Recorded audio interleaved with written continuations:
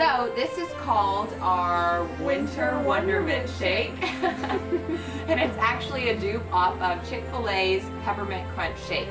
The story behind it is that I got one a few weeks ago, had all these great expectations of what it was going to taste like, and I was actually really disappointed. I mean, it was good, but I was tasting it and realizing that I could pretty much make something that tasted just as good but a lot healthier at home. So we're going to get started. Rachel, you can start off by adding 1.5 frozen bananas. The key with this is to make sure that they are frozen. You will not have the same thing if you use fresh bananas, and also peel and cut them before you put them in the freezer. I have a scar to prove that not doing that is not a good idea. Okay, so next, for a little bit of color, oh yes, we're going to add also 3 ice cubes. This is just for a little bit of icy crunch. It just helps the consistency. Ow! I just stepped on something very sharp. Okay, we're going to add a small handful of spinach. This does not impact the flavor at all, but of course it's a little bit of added nutrient boost, but also it just gives a nice color. So I don't use too much. I'm not looking to detox here. I just want like a little bit. So next, this is very important. You're going to add about 1/2 scoop of vanilla protein. A vanilla protein of your choice. You can use whatever kind you like.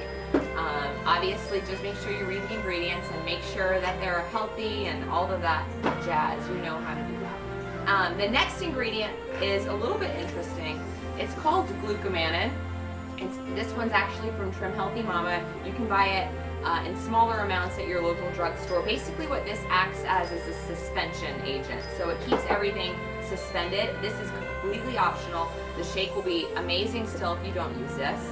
So go ahead and add that, about 1/2 teaspoon. I maybe put a little bit too much. Next one we are going to add is about 1/2 teaspoon of stevia, depending on what kind of stevia you're using. If you're using like one that you would get at Walmart, you might want to add a little bit more. This is highly concentrated, so about 1/2 teaspoon. And I also added in there a good pinch of sea salt. That is extremely important.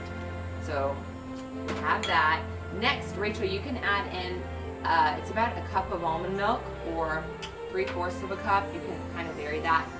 And I'm going to be adding some peppermint essential oil. Now, I really only recommend that you internally take Young Living peppermint essential oil.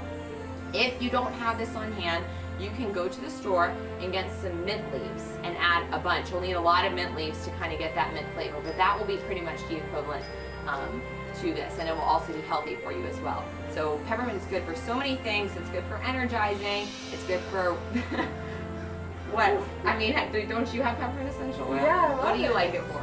Headaches, it's great. Headaches. Putting a little in your temples, behind your ears, your headache goes away. Absolutely. Also, if you don't have peppermint essential oil, you can do peppermint extract, That's true. which is also at Walmart. That's true. You can get peppermint extract in a pinch. That'll be good. If you put the whole drop of peppermint, you will be crying. So I recommend, this is my method to only making sure that you get a little bit. And it's to drop it on the very back of the spoon and kind of go around like this, so that by the time it gets to the bottom, and sometimes it doesn't even get off, I'll use like a little spinach leaf to wipe it off. You have the perfect amount. It's not going to be overpowering. Okay, and next we'll probably need to add a little bit of water. Do just about 1/2 of that, Rachel.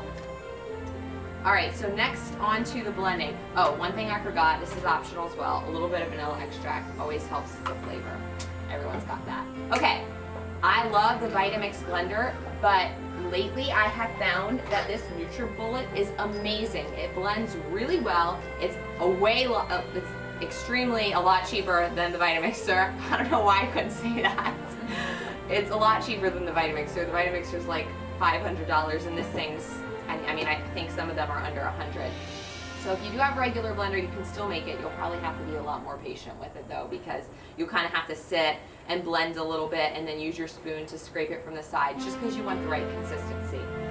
So we're gonna go ahead and put this in our, all right, so that is done, and it's just about the right consistency. We did add a few more ice cubes. Rachel's gonna talk about how you can make this a little bit more interesting. Yeah, so if you want to have some added texture and crunch, you can have some cacao nibs or some peppermint shavings, and it makes it just so much better, takes it up another notch, and your mind will be blown. It will. So, all right. just keep that in mind. So what are we gonna do now? We're going to take a sip. Sounds Good. Horrible. We actually have some guests. Well, a guest. We're gonna go ahead and let them try this as well. I'm really proud of this shake. I would say that I've been drinking it a lot lately. How many more do we need? One for you, one for our guest, Lindy, one for me. Oh, mine's way too big here. I will drink it. All right, so what do you think? It's delicious. Is it good? Yeah, it's amazing. Oh, that's money. What do you think, Lindy?